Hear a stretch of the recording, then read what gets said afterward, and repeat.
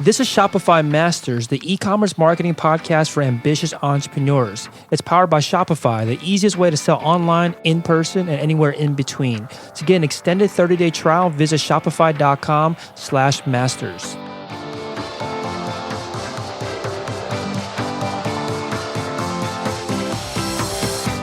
Hey entrepreneurs, my name is Felix and I'm the host of the Shopify Masters podcast. Each week we put out podcast interviews with successful e-commerce entrepreneurs or experts to give you inspiration, motivation, and actionable tips to increase your traffic and sales so your store can generate the sales you need to live the life you want. On the last episode, Chad Rubin from thinkcrucial.com explains how he's built an 8-figure business and manages to sell on multiple platforms with just a small team. In this episode, you'll learn how an entrepreneur built a mailing list manually and launched it to $80,000 in sales. In this episode, you'll learn how to identify if an idea can actually become a profitable business, why you don't need to create a completely innovative idea, but just make an existing one marginally better, and how to get into an industry that you know nothing about. Today, I'm joined by Nate Checkis from Rhone.com. That's RHONE.com. Rhone makes premium activewear designed and built specifically for men and was started in 2013 and based out of New Canaan, Connecticut. Welcome, Nate. Hey, Felix. How you doing? Good. So tell us a bit more about your store and what are some of the most popular products that you sell? Okay. Well, the company kind of was started back. The idea came in 2013, and really it was like most things, it was a result of an issue, right? My brother-in-law and I, we were both very active. He and I both live in Connecticut, but commuted to New York City on the train every day. And so we just got to talking about kind of the state of men's workout clothing and how most of the stuff was really cheap and would fall apart easily. And we were generally working out right before we got on the train. So it was kind of a natural part of the conversation. And his wife, which is my older sister, had once said to me kind of at a family get together that my shirt, which was freshly laundered, smelled bad. And nobody likes to be told that they smell bad. That's just a terrible thing to hear.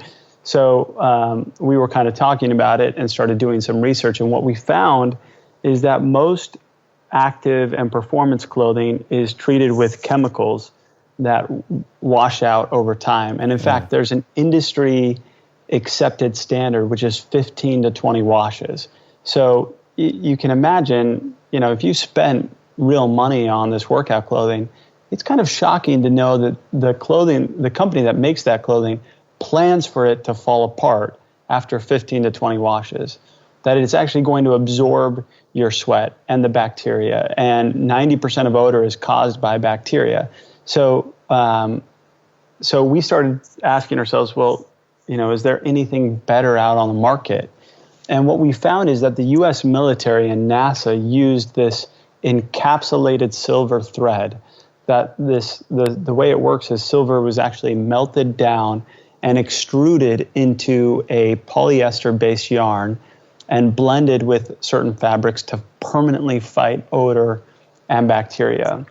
And what we started doing is we started reaching out to all the different groups that manufactured this on a commercial level and kind of asked the question, why is no one doing this for workout clothing targeted specifically at men?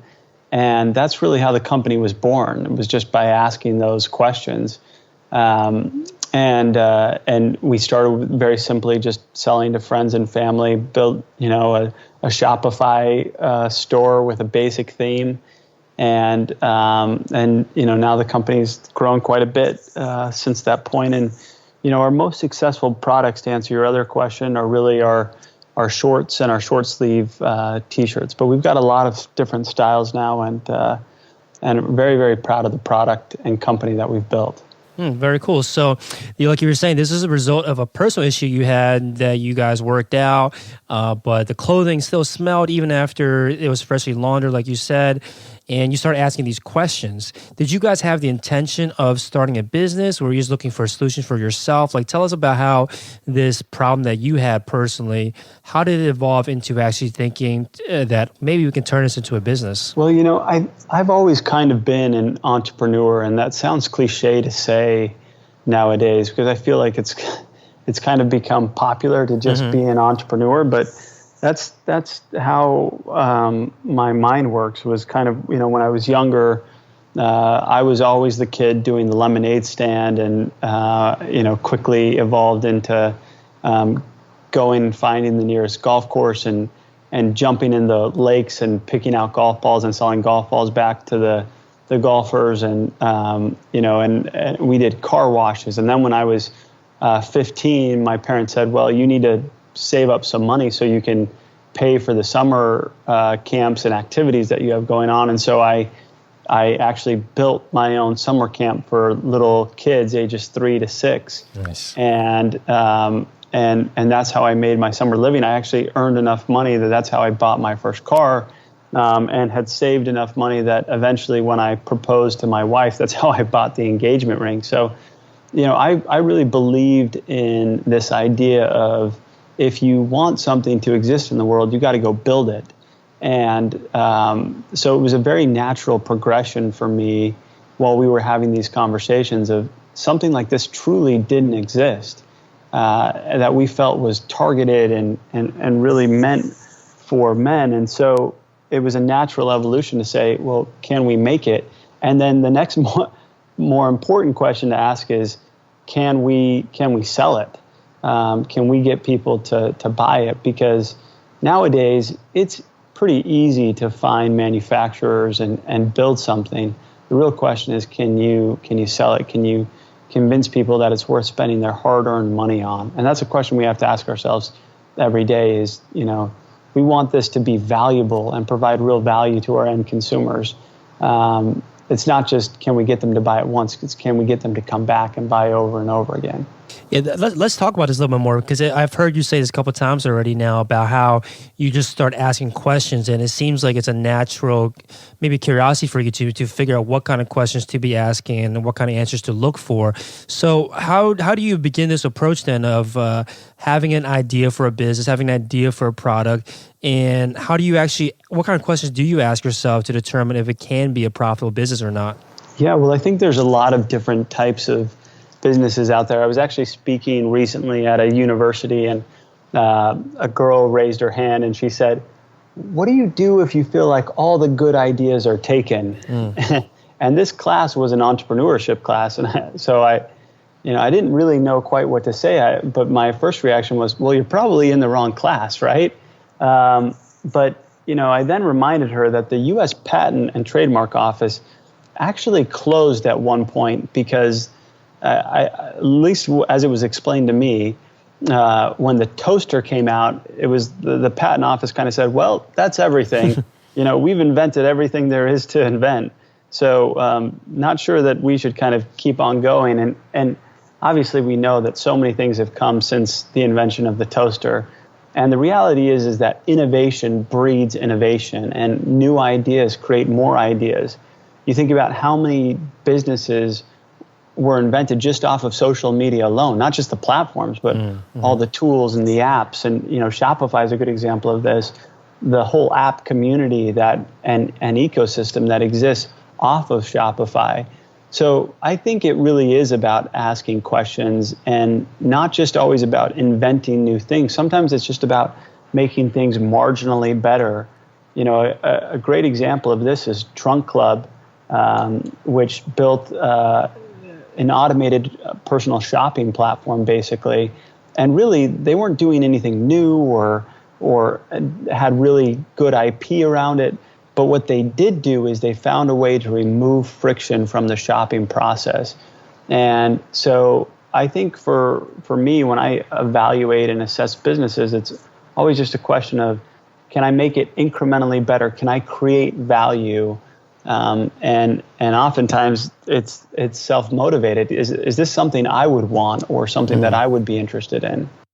Yeah, this idea of marginally better rather than trying to become completely innovative is something that I've heard a lot from, especially seasoned entrepreneurs that have seen new products, that have seen or that have taken existing products and just made small improvements over them and created $1 million businesses off of it.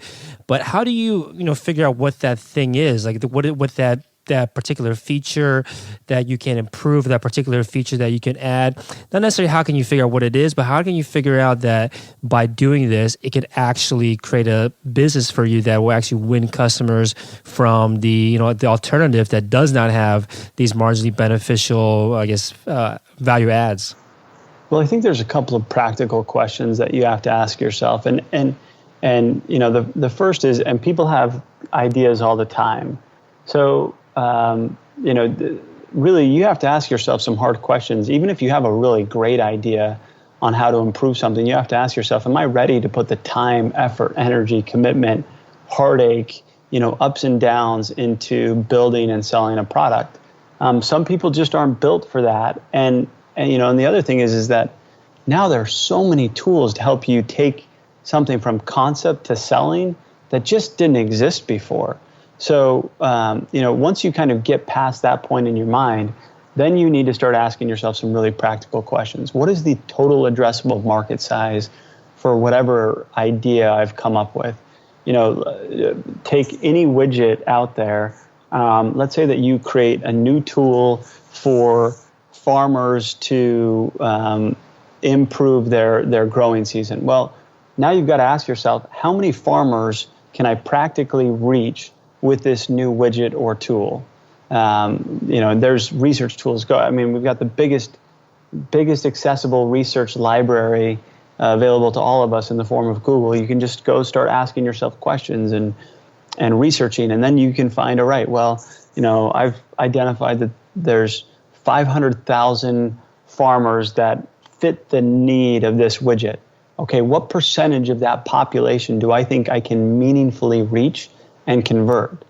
And if you start getting into the neighborhood of, well, in order for this business to be successful, I have to convert 5 or even 10 or 15 or 20% of my total addressable market, that's a hard business because that kind of market share takes a long time to earn. What I liked about this business in particular is there are going to be many billion-dollar winners in this category. It is a massive, massive market size. So the U.S. sportswear market is an $83 billion market from the research that we did. So we felt, okay, if we could go and we could carve a niche for ourselves in premium men's active, we could still build a $1 billion company. And for us, that was a pursuit that we looked at. But even if we failed reaching that, we could still build a very meaningful size business because the market size was so big. Oftentimes, you hear the idea of kind of go small, go niche, and I think that's important. But you also need to pick your head up and say, okay, am I creating something for a market size of 100 people? And if so, can I realistically reach 50% of those people? And if I reach 50% of those people, how much money am I making per person? And then you can figure out whether or not you really have a product or a company or something in between or neither. But you really need to do that work up front. I'm amazed how many people just say, oh, I've got this great idea and I've started spending time and I've engaged this factory. And it's like, you haven't done any work in thinking about whether or not this is a good idea and if there's a big enough market out there to reach it. Yeah, I think that there's this honeymoon phase, it almost seems, with entrepreneurship where it's so exciting to think about all these ideas, think about pursuing these ideas, but then I'm not sure if it's fear or just ignorance and ignoring the hard data, the actual numbers, the math behind, is it going to be an actual business? Can it become a company or is it just a product? Like these questions that you were talking about. So, after you kind of think through all this and do the math and do the homework and realize that, okay, there is a potential here to build a very profitable, maybe $1 maybe $1 billion business, I'm assuming next you have to actually validate this in the real world. Did you go through a process like this with Roan? Yeah, we did. So we did the research and we kind of came back and said there is absolutely a void in the marketplace for anything like this. Nobody was doing what we felt needed to be done in the space, and so then we started asking ourselves the question: Can we say we can build it? Can we actually build it? So we started very simple, and we looked at sites like Odesk and Elance, which are now joined together as this great outsourcing community. And we started trying to find apparel manufacturers. Neither me nor my brother-in-law came from fashion or from apparel or from manufacturing. He was an investor in retail companies, and I was working at the NFL at the time. In the sponsorship strategy group. So neither of us had any real relevant experience. And so we had to just ask a lot of questions. And it was funny, sometimes the questions we asked, it was like, they were very, very obvious.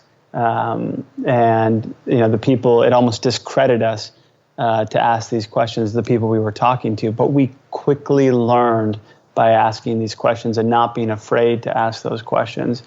And so we found a couple of providers, and we started interviewing them. And one provider in particular was led by the first head of innovation at Nike.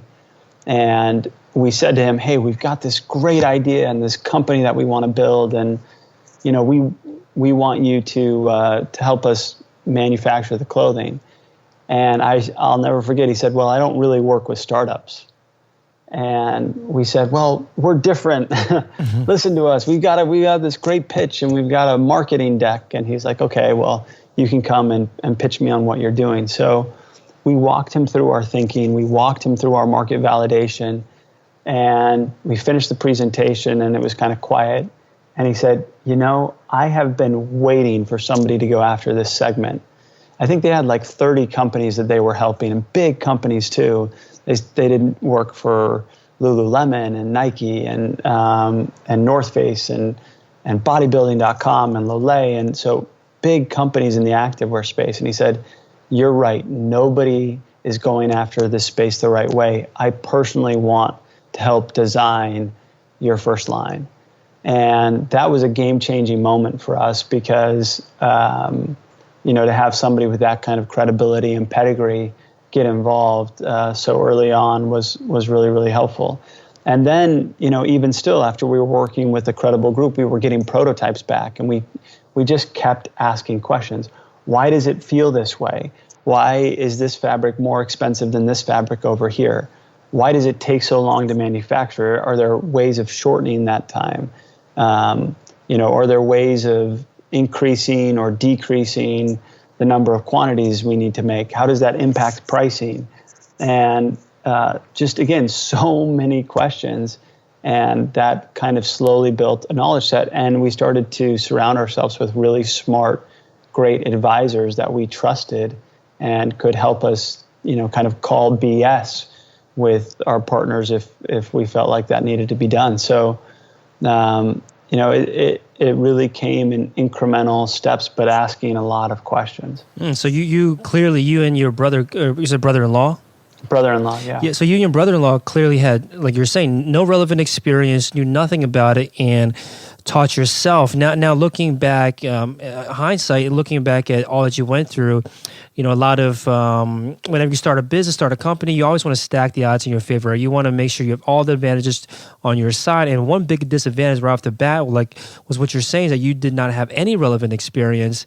Looking back, would you be hesitant next time to go into industry that you didn't know anything about? Like, would you lean towards looking at what you might already looking back at kind of your experiences and trying to find something that overlaps with your previous experience, or do you think it doesn't matter that much? Yeah, I feel like saying, I don't know that, or I don't come from that industry, is really more of a giant excuse than anything else. The pathway to knowledge, maybe not mastery, but the pathway to knowledge is so short now.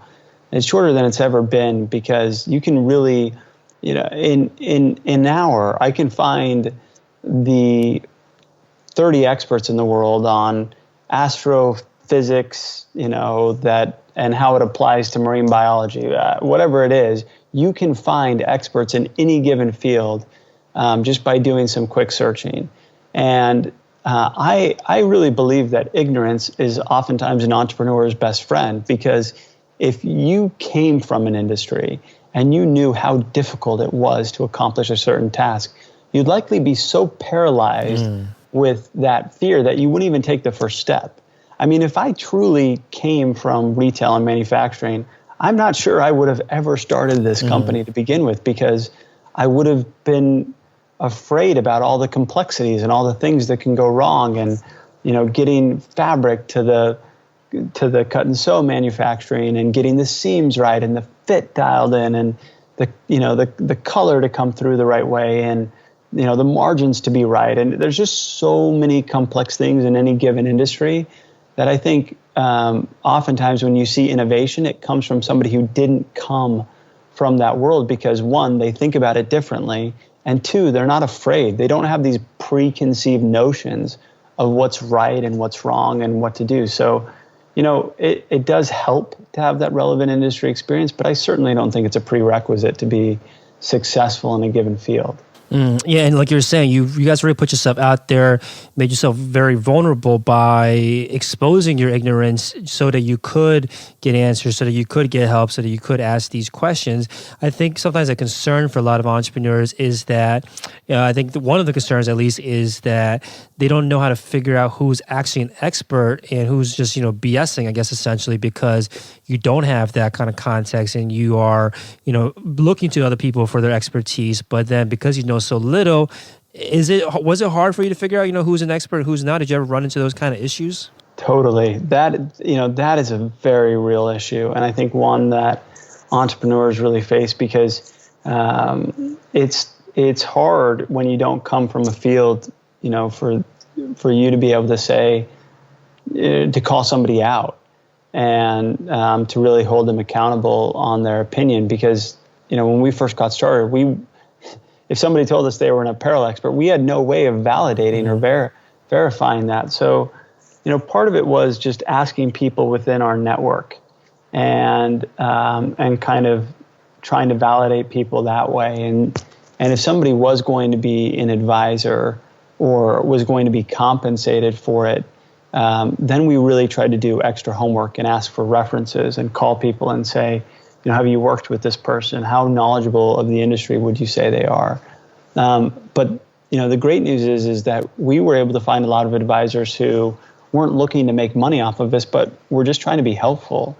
And I was amazed at how many people were so willing to give up of their time and their expertise without any expectation whatsoever in return. They were just trying to be good and helpful. And generally, when you came into situations like that, I found that people were pretty genuine. If they didn't know the answer to something, they would tell you because they didn't have any perverse incentives. It's the situations where you have an advisor or somebody's trying to give you, somebody's trying to get something in return for helping you. Those you need to have both eyes wide open. So you do your homework, to do your own research, look to your trusted network, and then look at people's incentives, right? See what could they be motivated by. And like you're saying, if they're just trying to make a buck off of you, then you should be more suspicious than someone that's just trying to help and not expect anything in return. So the second, I think, concern that some entrepreneurs might have about especially talking to these providers early on that have a lot of resources, is the fear of getting their ideas stolen. Was this ever a fear that entered your mind, approaching someone that has a resource, like you're saying, this provider you worked with 30 other companies, Nike being one of them.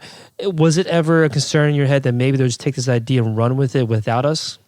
Yeah, I mean, I guess I feel like, and I started a company right out of college, and it was a very unique idea. It was basically building a mobile point of sale system on your cell phone that allowed you to order food and merchandise from your seat at sporting events. And at the time, the iPhone wasn't even out yet when we first kind of put the business plan into existence. And I remember being terrified of sharing that idea. If I ever spoke to anyone, it was like, oh, I need an NDA. And that was really just such a mistake. I mean, there are very few ideas that are just so unique that that people will steal them. Most of the time, anybody who's worth their salt, they're usually busy doing something else. They wouldn't have the time, the resources, or the bandwidth to even take your idea and really do something with it. Now, there are situations that come up and things that happen that way, but I think far more often, there are ideas that die because people overcomplicate the business starting out. They require, I'm not going to tell you my idea because I need NDAs. And this happens to me all the time. I have entrepreneurs reach out, can I get a couple minutes of your time? I'd like your help with something. I get on the phone with them and they say, well, I can't really talk to you until you sign an NDA. And I just say to them, well, I totally appreciate that, but it's not that I'm unwilling to sign an NDA, but it's hard to know and look at all these forms. And if I need to mark it up, it's just, I'd rather just not talk about it, and rather not learn your super secret $1 million awesome idea that nobody's ever had before. So I think that people, you need to be careful, you need to be smart, but I would err on the side of being more open and transparent and even vulnerable, because that's generally what leads to help, and people willing to, especially good people, people being willing to dive in and help you out. Yeah, this is one of the key things that I've learned too, is that in order for people to trust you, you have to put your trust in them first. And one of the biggest steps towards that direction is to be vulnerable, to say, like, I'm willing to open this up to you because I trust you. And then in return, they're much more likely to give you their trust as well. And And one important thing that I also want to, get you to elaborate more on is this idea of overcomplication, and I totally agree with this too. Where a lot of businesses just tend to stall out. It's not like they can't eventually be successful, but they just add so many roadblocks, so many hurdles into their own path that they kind of stumble over their own obstacles that they put out there. Are there other examples you can think of that you see other entrepreneurs adding friction or overcomplicating that you maybe makes you maybe want to kind of rip your hair out, just seeing how much work they're putting on themselves that they don't need to be putting on themselves? Yeah, and by the way, in all of this, the only reason I have any perspective on these things is because I probably made every mistake that was possible. But you talk about overcomplicating. It's a natural tendency for all of us to do. And one of the things that always makes me laugh is when people spend a lot of time on their logo and their business card and the name, and it's like that's what everybody wants to spend time on up front. But it's not that those things aren't important. A good or a bad business name, can certainly have an impact. A good or a bad logo can have an impact. But those things don't matter if you don't do the fundamental things of creating value in the first place. So when we started Roan, we didn't have a name, and we just called the company Newco. So every time we talked about it, we just said, what should the Newco's product be, or how many styles should Newco have, and eventually we once we felt like we had a business that was worth building and building and developing the marks for, we said, okay, now let's take the time to do that. And rather than start off and say, oh, we need to have company email addresses, and we need to have we need to have the logo, and we need to have, it's just, that stuff's fun, but it's, my friend Noah Kagan, he calls these people wantrepreneurs instead of entrepreneurs. It's people who who spend time on the idea of being an entrepreneur rather than on the things that actually create value. A good example of this is I spoke to these guys who were really clever, and they they had this concept of basically a very creative concept of turning cemeteries into kind of a social network, if you will. And obviously these people are dead, so they can't create their own profiles. But the idea is that friends and family members could create profiles for people that were buried. And then, if you were visiting a deceased friend or loved one, you could, in theory, go around and learn about the lives of people in the cemetery. Kind of this very clever idea. And they had, this idea about using QR codes. And at the time, nothing like this existed. I think Ancestry and others have built out something like this. But they were so focused on getting people to pay for it up front. And I said, rather than getting people to pay for it and then going and building it, are there ways that you could create value in the short term that cost you and them nothing? A good example of this is getting letters of intent. So they started going around, I think, or at least this is what I encouraged them to do. I don't know if they ever did it, but going around to all the cemeteries and just asking, if a product like this existed, would you be willing to install it or offer it up as an option to your patrons? I guess they're not offering it up to their patrons, but you know what I mean? The people who are making those decisions. And that's what you need to focus on as an entrepreneur is what can I do to create value, create real value so that eventually either I can sell this or I can get somebody to give me some money, to put some money into the business. We often focus on the things that really don't matter in building value. This is, I think, an important way that you're phrasing it too, because you're not talking about finding ways to sell, finding ways to pitch your product. You're talking specifically about creating value for obviously your end customers. I think a potential fear of entrepreneurs is that they might spend so much time on what they think is valuable, creating that thing, and then it not, I guess, paying off for them in the long run. Is there ever, I guess, a chance that could happen? I guess there's a chance for anything to happen, but is it a real fear that people should have that they might spend a lot of time creating value, but then not have it set up, I guess, in the right way for them to benefit from it, or at least to be able to fund a company to build a company off of it? Yeah, I mean, I guess they should have a healthy amount of skepticism, but welcome to the world, right? Like, there's so many jobs are like this. You talk about real estate brokers; they could show somebody 50 houses, and those people might not ever buy a house. And that's real time and money that this real estate broker has spent driving around and there's opportunity cost there, and most businesses have a component of that, and the reality is there's no problem or challenge so big that sitting there being afraid of it is actually going to fix the problem in and of itself. So I think people should have a healthy amount of skepticism and make sure that they're spending time on high priority, high value tasks, but not overly concern themselves with, well, this might not pay off, because the reality is you've got to hustle. You got to drive so hard. I mean, I can't even tell you, we've raised some great money, but there were plenty of conversations that were dead ends. And, so-and-so's got a wealthy uncle who, knows a friend. And it's like, I just spoke to everybody, just spoke to everybody. And, eventually I've gotten better at discerning, but I only built that expertise by failing a lot of times and trying a lot of different things. Yeah, very good point. So I want to go back to your experience with Upwork or I guess Odesk and Elance at that time, which is now called Upwork.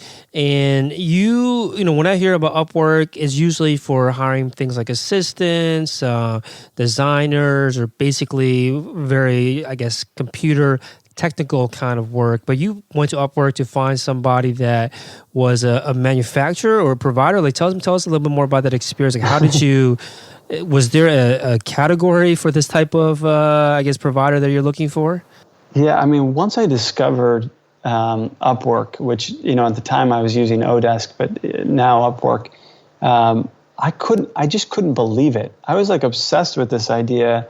I started, I had a full-time job, but I was doing research. And so I actually hired some part-time research assistants, and I was paying them less than $5 an hour, and they were sending me PowerPoint charts and Excel spreadsheets, and I was like, oh my gosh, what else can I find and see and really outsource? And I had read some great articles about it, so it was kind of challenging myself. And the ultimate pinnacle of what I did is I was coming up on the 5-year anniversary of when I had proposed to my wife, and I had this idea: what if I could get a beautiful oil on canvas painting recreating this moment? And I had a photograph of it.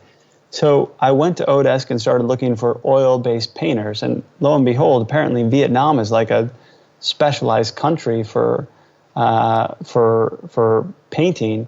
And I found someone, and they sent me some samples, and I sent them the photo, and I said, this is how I would tweak it. And I have the most gorgeous painting of one of the most important parts of my life, and I think I paid like $200 for it, and it's huge. It's gigantic, and I was just like so blown away about the amount of things that I could outsource. And then my wife and I, we built an iPad application using outsourced designers and developers, and so for me, it was a natural instinct to go there, and we found some people. And but as you pointed out, on the manufacturing side, I think the talent pool is less deep than it is on obviously like website design and programming and some of these other things. But you can find resources there, and it's a good way to start. It's also a good way to learn how to manage people and give very clear directions about what you want, because it's so easy to fall into the trap of, oh, that looks good. Yeah, no, I think you did a good job here, and we're so worried about offending people rather than, again, just saying, okay, I like that, but why did you put the button there? Or why did you use a snap button versus a regular button? Or how come the seam doesn't stretch in the back? And no, I really want it to look exactly like this, and here's these 3 pictures, and let me point arrows, and just be very, very clear about what you want, because most of the time when you're dealing with Upwork providers, English is a second language to them. Mm-hmm. So you have to be very clear about how you speak to them. And I think, it's not that they're not brilliant, because many of them are. It's just that English is their second language. So I think the rule of thumb that somebody had said to me is, write clear instructions as if you were giving instructions to a first or second grader. Mm-hmm. If that's the kind of instruction that a first or second grader could understand, then it's going to come through really clearly. And that's kind of the case also with speaking to people where English is their first language. You need to be very clear about what you want, because if you give vague directions or vague instructions, you're going to get,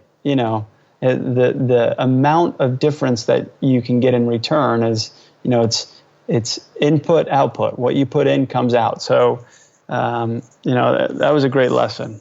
It's a long-winded answer to your question. No, I think that's great advice, and even like you're saying, explaining it simply is a great exercise, not just for for non-English speakers and not just for even English speakers, but also kind of forces you to think through it completely. I think that's exactly right. Yeah, I think Einstein had that quote about something about if you can't explain something simply, then you don't understand it well enough. And I think that's a important thing for you to understand before you try to get everyone else to understand it.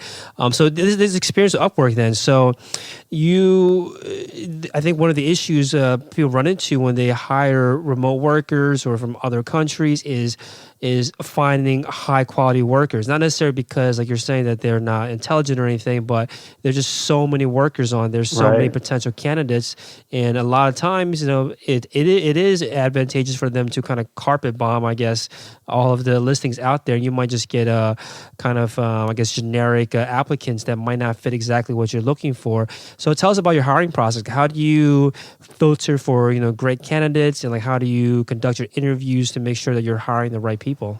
Yeah, so I don't know if this was right or wrong, but what I did, and I felt like I had really great results on there. So maybe I did do something right.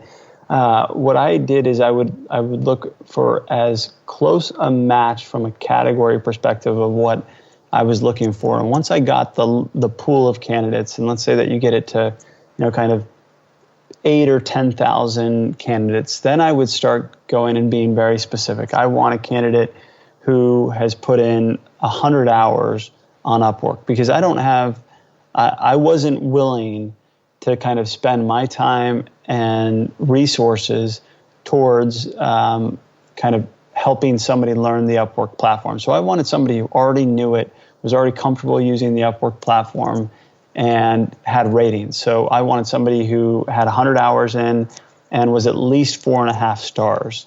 And then there are certain tests that you can do. So for programming, for example, if you're looking for an iOS developer, you can say, I want them to be in the top 10% of the iOS testing, or I want them to be in the top 10% of C+, or, you can look at, and I want them to be in the top 10% of English speaking. What you can filter all of these things, and generally I would try and get the pool down to like 200 to 500 applicants, and then I would start clicking through and going into their profiles, and then I would personally invite them to apply to the job.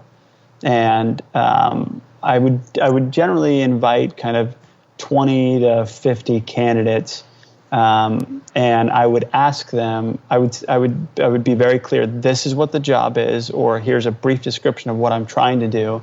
Tell me why you think you're the right candidate for this, and include any relevant portfolio samples. And then I would kind of further narrow it down, and then I tended to have a gut feeling based on previous experience, and I would just kind of try and make a quick decision. In some cases, I would do tests. So I would. I remember we were, for our iPad application, we needed a song.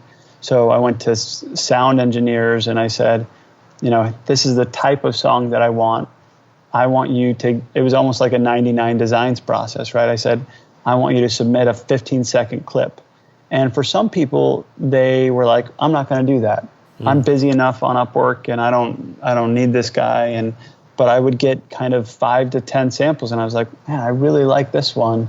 I already know I'm going to like it, so I'll kind of continue to build this out, and then I would go and I would hire them. And yeah, so that was generally the process. No magic pill to it, but just taking the time to interview and do the work up front, because that saves you a lot of time on the back end. Mm-hmm. Makes sense. So I wanted to talk a little bit about the growth of the business, the marketing behind this. So I think earlier you were talking about first starting off by selling to friends and family. And, what happened after that? Like, how did you start, I guess, selling to strangers? Like, what kind of marketing channels worked best for you early on? And is this still what's working today?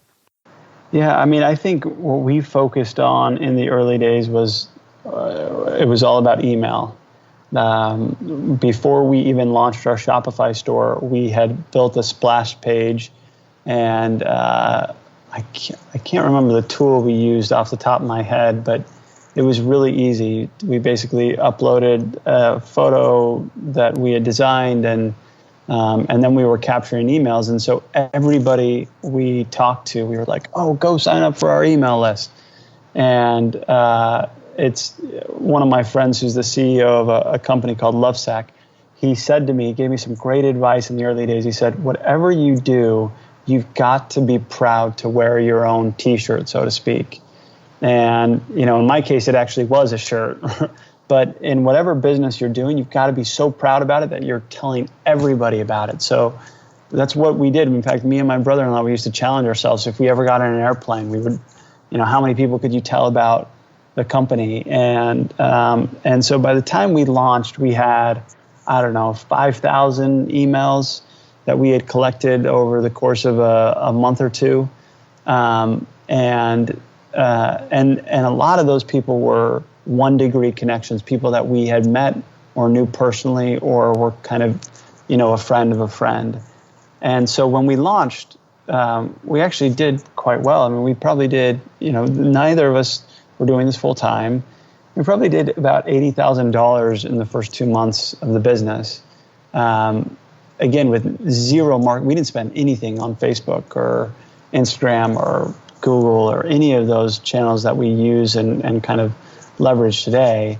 But it was really just about email. And still to this day, email is without a doubt the highest return on investment from a marketing perspective, because it really doesn't cost very much time, or it doesn't cost very much money. You build a template, you use a service. We use Klaviyo as our email service provider, and we send these emails out, and inevitably every email we send out comes back in the form of revenue. Now we use a lot more channels, everything on the digital side, also doing things on the physical side like pop-up retail, events, and on the digital side we use all your basics, Facebook, Instagram, Twitter, Google, and we're always kind of trying to tweak and get get the most effective spend on our most effective return on our spend in those channels. Wow, so it's interesting that you essentially manually built your email list. There's a lot of kind of talk when people are building their mailing list about how to get this done automatically or at scale, trying to push as many people through the funnel as possible onto splash pages as possible to collect their email addresses. But it sounds like you guys just kind of talked to people and then got them onto the mailing list that way. So obviously a very effective strategy to get 5,000 subscribers within you said it just took a month to do this? Yeah, I think it was 1 or 2 months from the time we had the splash page to the time we put the site up. But the thing is that just think about your own experience. Even though people are transacting digitally more than they ever have before, they're still making those decisions based on their experience in the real world.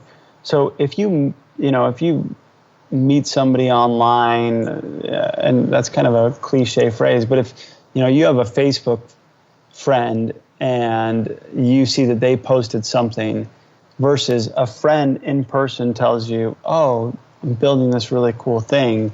That in-person experience is still so strong. It's still such a strong motivating factor, and it's very real. Think about the relationships you build in person versus building online. So we try and have physical touch points with our customers or our prospective customers by doing events and getting out and talking to them and meeting them in retail stores because it makes the brand tangible for them. But obviously you still need those digital channels to help people remember and continue their conversion funnel.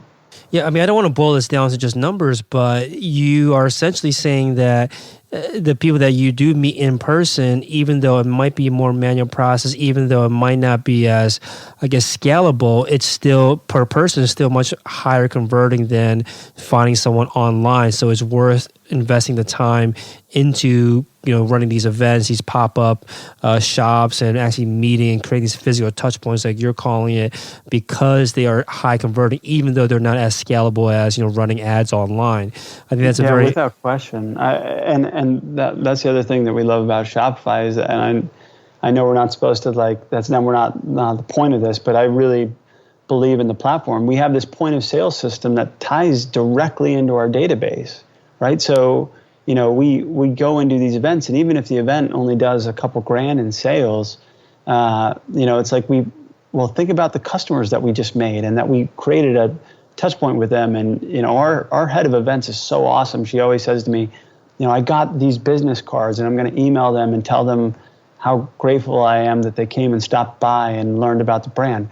That interaction builds brand loyalty. And as many people have pointed out, you don't need to think about the millions of dollars that you're going to make. You need to think about how you're going to create 1,000 loyal fans of your product or your store. And that's what we just kept hitting our team over the heads with. How can we get 1,000 loyal people that we know are going to come back over and over again? Okay, we've got 1,000. How are we going to get 10,000? Okay, how are we going to get 100,000?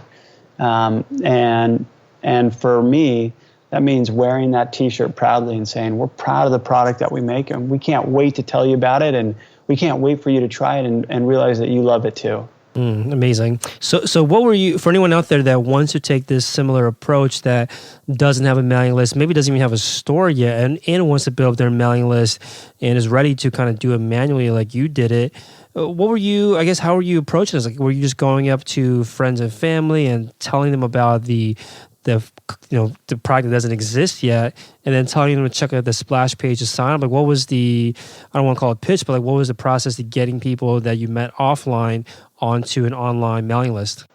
Yeah, so we kind of built what we called pass along cards, right? So it was very simple, had the website on there, so it was at least memorable, because our first website was longer than just roan.com. It took us a while to acquire that domain.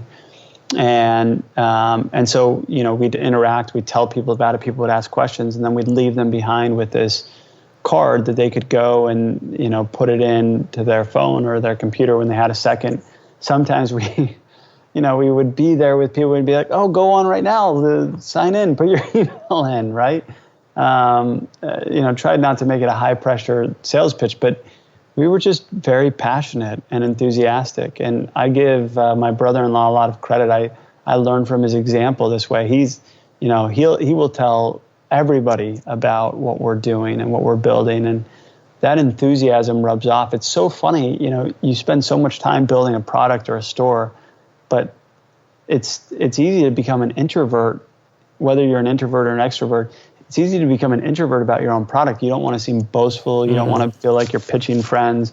But really, you got to be proud of what you're doing and say, even if you have to do it in a shy way, be so sincere. Oh, it means so much if you would, go to the store and sign up. And, I really appreciate your support. I think just ask people, don't be afraid to ask people and say, oh, you should check it out and love for you to learn more. You're the perfect customer. No, I think it's a good point about how you have to be proud to, wear the shirt or wear the logo or wear the brand out there, because you also have to think about, am I building a company or building businesses or building products that will actually give value back to people? If you had some cure to some disease out there, you wouldn't be meek about it if you're giving value to people out there by giving them this cure. And obviously this is an extreme example, my example that is, but if you do have a product that is going to generate value in people's lives, you should be excited to talk about it. And I think it's important to think about businesses and think about your product in that way, that you don't want to think about you being intrusive by talking about your product or your company, but think about you want to share what's valuable, what could add value to their lives. And once you start thinking that way, well, hopefully you can build a company and business that way to begin with. And when you do that, I think it becomes a lot easier to talk about it, because you're not just being boastful, you're actually trying to bring value to people's lives. That's exactly right. We talk about all the time. The friend who is just, kind of asks. All they do is ask for things. Can you help me? They only talk to you when they need something. Nobody likes that person, right? Yeah. Rather than the friend who's like always giving. And then when that person finally asks you for something, you can't wait to help them. And so when we think about ourselves as a brand personified, we want to be like that second friend. We want to be always giving value. Are we giving the best product that really, meets expectations? Are we providing content that's relevant for our customers? Are we, kind of building a great customer service team that, gives back? Because if we're giving, then when customers think about buying activewear, they're only going to want to come to us, versus kind of saying, oh, here's this promotion. Here's this thing. Did you know about this thing about our product? Oh, it's so great. We're so awesome. Just buy from us. And I think it's so easy to fall into that trap when you look at people's social media feeds. It's me, versus how can I give back to you? And I think your point is really well taken. Awesome. Yeah, so I want to talk about one last thing before we close this out, which was brought up in the pre-interview question about some marketing strategies. And it has here that you guys have launched some pretty unique and funny campaigns for April Fools, as well as Lime Day instead of Prime Day. So tell us a little more about this. Like, how does having coming up with unique and funny campaigns actually help, I guess, help with your marketing, help you actually drive traffic and sales to your store? Yeah, so, I think people, again, this comes back to exactly what we were just talking about. People like to laugh. They want to have fun. And if we can provide value in the form of humor, then I think, it builds customer loyalty. So recently on April Fool's Day, it's not uncommon for stores to come up with a product that they're not actually selling. But we kind of came up with this idea of what we called the Never Nude short. And it's a reference, to Tobias Funke from Arrested Development, when he decides he's going to be a never nude and wears these jean shorts all the time. And so we took some pictures of this, like we were actually launching this product, and it was amazing, because I think people got it and they got the email, and for at least some people, they were like, "Are they really making this? Are they actually building this product?" And it got them to click through.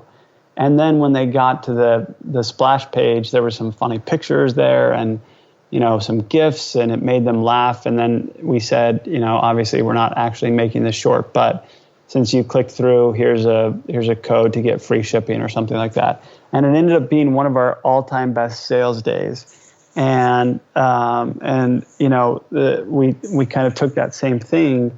Amazon has built this new Black Friday in July, which is generally, or is it June? Maybe I don't remember the exact day, but it's essentially Black Friday in the middle of the summer, and it's an incredible strategy. But we kind of asked ourselves, how can we capitalize on that? And we had read that online shopping as a whole increased on Prime Day, not just on Amazon. So clearly people were out with their wallets open. How could we capitalize on it? And one of our main competitors is Lululemon. And we're not afraid to talk about the fact that we don't think men should be wearing a brand called Lululemon. And, guys don't want to be shopping at the same store as their mom or their sister.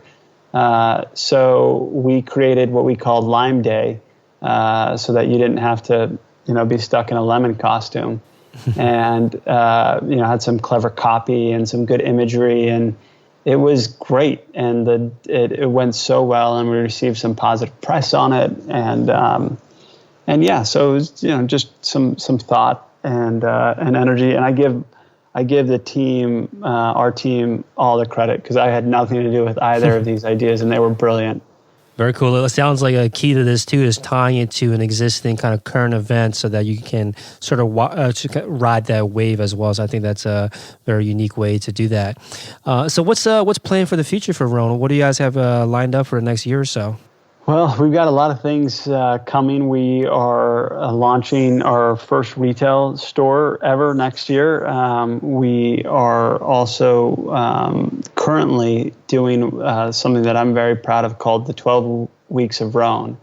And what this is you hear all the time Black Friday just becomes this unbelievable day of shopping and focus, but really, we wanted the holiday season to start earlier and offer things up, again, offer value up to our community before just Black Friday, not just in the form of discounts, but in the forms of other things. Like, we've got some really cool new products that we're launching, some e-touch gloves that are made from this luxurious Polar Tech fabric and are built for running. We've got this water flask that will keep your drinks cold for 24 hours or hot for 12. Just really cool new products that we're talking about. And people who participate get access to these deals. But in addition, we're also issuing our community a weekly challenge. And the challenges are as basic as, go and have coffee with a friend you haven't seen in a long time, to as hard as go and meet a homeless person and have a meal with them. Don't just bring them a meal, have a meal with them and talk to them and learn about their life. And, part of our messaging and brand is really about, becoming better in our daily pursuits. And so we wanted to give value and inspirational stories, and things that led up to the holiday season so that, we kind of all collectively got in that spirit. So that's something that I'm really proud of and we're working hard on right now. Very cool. So thanks so much, Nate. So Rhone.com again is the site, RHONE.com.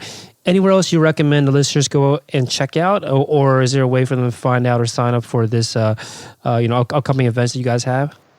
Yeah, if they go to the website, that's the best place to sign up. Our products are also sold at REI, Nordstrom, Bloomingdale's, and every Equinox. So we've got some great retail partners that we also sell to. Awesome. Thanks so much again for your time, Nate. All right. Thanks, Felix. Thanks for listening to Shopify Masters, the e-commerce marketing podcast for ambitious entrepreneurs. To start your store today, visit shopify.com/masters to claim your extended 30-day free trial.